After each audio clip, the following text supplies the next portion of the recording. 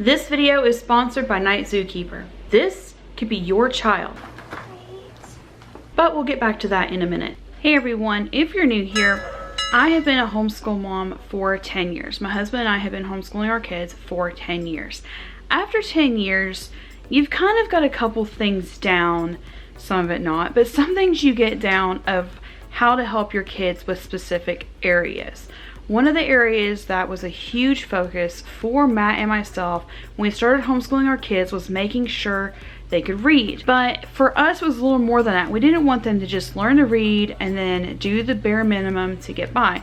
We also wanted to encourage them to do reading on their own. Today, I'm going to be talking about tips for specifically like the younger kids, like that are beginning to read, older elementary school kids, middle school, and high school, because those are the groups that I've through so far. And like I'm not a pro on the high school. This is my first year doing high school, but these are just tips that I have used to help my high school or help kids that I've helped tutored, that I've helped babysat, and things that we have found that worked for these kids to encourage them to do the reading and be interested and fall in love with reading on their own, not just because they have to. Not everybody enjoys reading, and that's okay, but we also want to at least try to do a healthy mindset of reading. Also, as a preface, I'm totally in a different place today. This is my heater, and I totally have on a blanket and two long sleeve shirts. You all never see me wear long sleeve.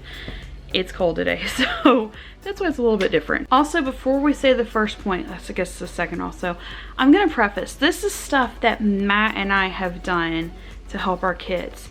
We're not professionals, we're just other homeschool parents. And that's our goal. That's always been our goal, is to just talk to other people who may be going through the same situation about what we did to get through it. It doesn't necessarily mean we're right or wrong, or that you're right or wrong. This is just what we've done that helped our kids. So this is our parenting advice to you. Instead of doing like 5 points to help your kids learn how to read and how to encourage reading, I just wanted to break it down by age group, because sometimes it's not like 5 points. It's, you got to break it down by age. You got to break it down by personality, just different things that help your kids. So we're going to do it by age group today. First group we're going to do is younger kids.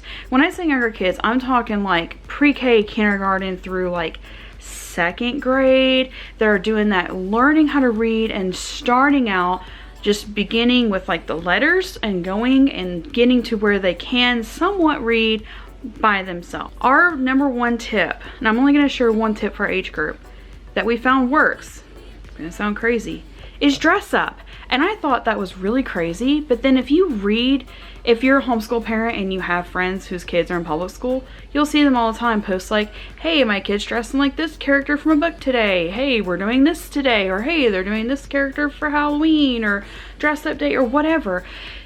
People do it inside of public school too, so it's not really that crazy and far-fetched, but we actually found that that works. So with my middle one, I have found with her, like, she absolutely has always loved ladybugs. She collected them. Well, one of her favorite books ended up being, and I'm going to mention some books, some of these books are not part of the sponsorship today. It's just what my kids' favorite books are from what they were from. I'll let you know which ones, well, I already told you at the beginning, Nightzookeeper's a sponsor. Some of these books are not sponsored, it's just this is what they did. So one of my kids' favorite books was Ladybug Girl by David Soman and Jackie Davis. You can look at it on Amazon. It's about a girl, about 4 or 5 years old, I think, who dresses up like a ladybug, but she's a superhero. So for one of mine, it was, let's dress up like Ladybug and read about Ladybug today. And being able to take that and then start teaching her how to read those Ladybug books by herself. Or it might have been like, let's sit in this box and pretend it's a pirate ship and we're going to read about Vikings today, or how to train your dragon. I know it's fictional, but it still helps a little bit. Just like anything you can do to create it. And it doesn't have to be elaborate costumes or anything. You can like put a coat on and put a scarf on and read Snowy Day. You can tell I am totally full on in the winter mindset because Snowy Day is on my brain. Just be creative and find little ways to add little costumes here and there, dress them up, make cookies, do something that like makes it come from the page into your child's mind. And that way they see that the stories can come alive and can be fun and interesting. Second group would be older elementary kids, like 3rd through 5th and possibly even 6th grade, depending on your child's maturity and reading level and things. And also these tips would also work if you're not a homeschool parent and you do public school. I know some public school parents look at homeschool videos to help, and that's totally okay with me. I'm not going to judge you. Not everybody's in a place where they can homeschool, so I'm not going to judge you. 3rd through 5th-ish, 6th-ish grades, creative drawing, letting them draw out their characters. So sometimes when they start getting into 3rd grade, they fall into what they call like the 3rd grade slump, the 4th grade slump, where they're having to do the reading comprehension, and it's so hard because they're going from like the super easy books and just getting out of being able to read or learning how to read on their own to some of the more difficult books, and now they're actually having to practice that reading comprehension of what did I just read, what does it mean. One of the ways that we found was teaching them to draw characters from the books. Sometimes that would be sit down and sketch this character for fun. So like we were big Chronicles of Narnia fans, huge Chronicles of Narnia fans. We have the whole series on audio or dramatized audio and book. So sometimes like when we're traveling, it's really easy to be like, hey, we're going to listen to the audiobook today instead of watching a movie right now. Let's draw the characters as you would picture them in your mind. What do you think a fawn looks like? What do you think Lucy looked like? Her face, the first time she saw Narnia covered in snow. Speaking of drawing characters, let's talk about today's sponsor.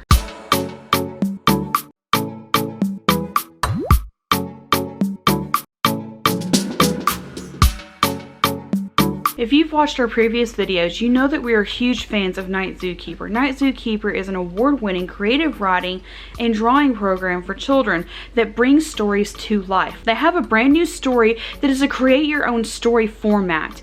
You can actually draw a main character from the book, and your child's drawing will be on the cover and in the story itself. Here is the process of how Rebecca took a simple idea of a character she wanted to do to the finished product of seeing it come to life in her own story.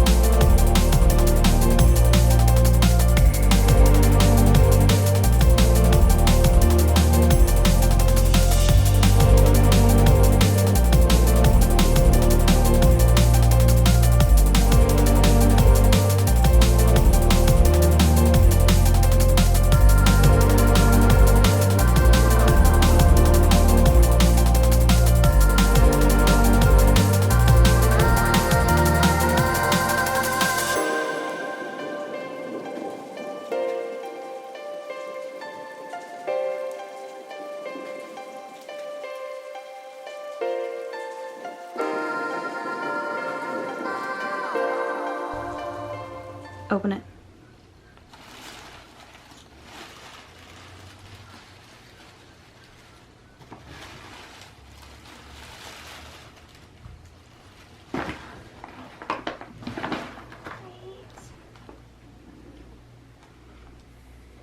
That's my animal. Read the name at the bottom. Featuring Shepherd. Read the spine of the book. Spine. And it has my name on it.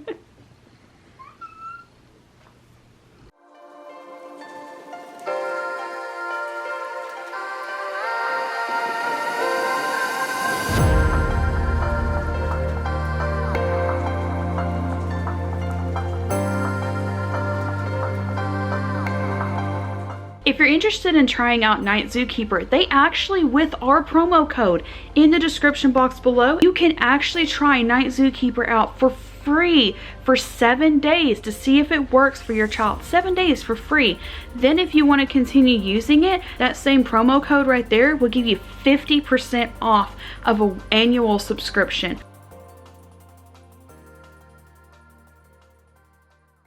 And now let's get back into talking about the older kids. So let's go on to the next groups. Technically, I couldn't really split them up. So what I'm gonna do is I'm actually combining middle and high school together and doing 2 points.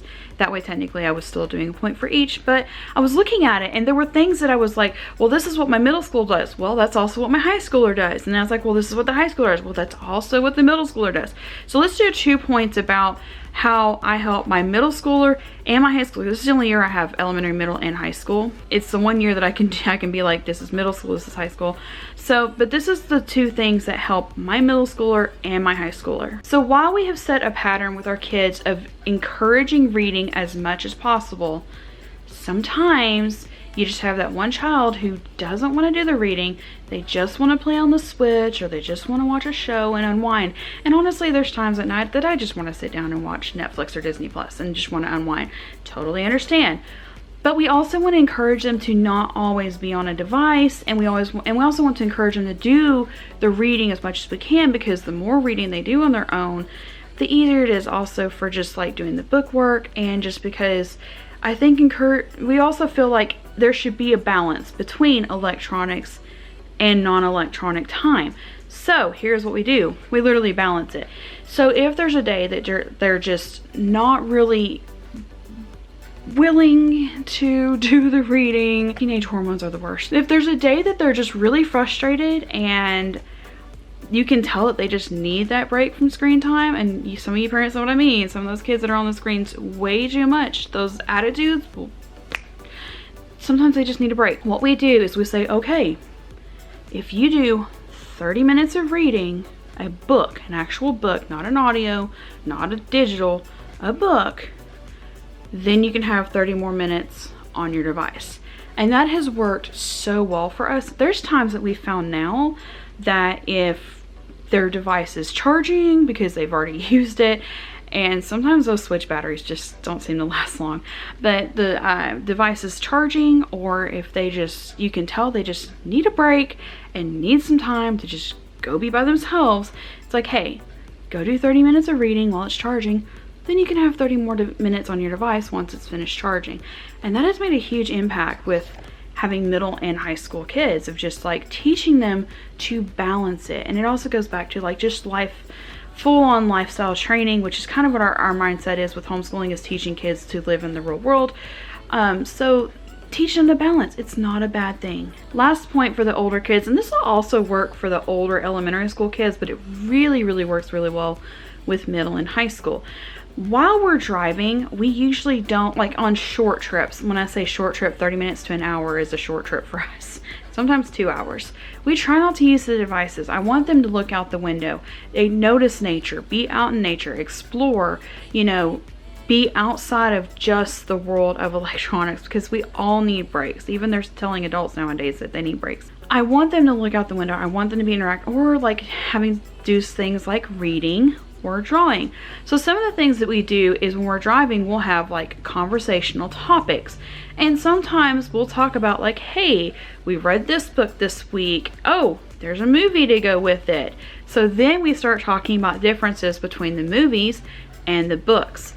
And sometimes for bonus now, for my older kids, there's in our homeschool work, there's an alternative to add bonus work in.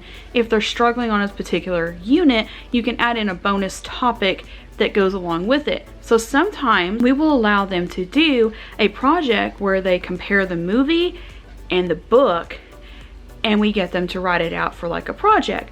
But sometimes we just talk about it. And I have seen sometimes, even with some of the kids that I tutor and babysit, hey, I really like this movie. Oh, that's really cool. Did you know the book is different on that part? There's a book to this? Yes, there is. How's it different? I'm not gonna spoil the book for you. I'm not a spoiler. Well, do you have the book? Actually, yes, I do.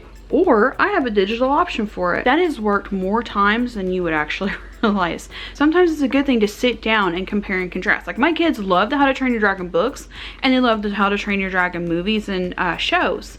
But those two are not the same. Like some of the characters are from the book, but it's like you're reading two separate stories. It's like you're part of two separate stories.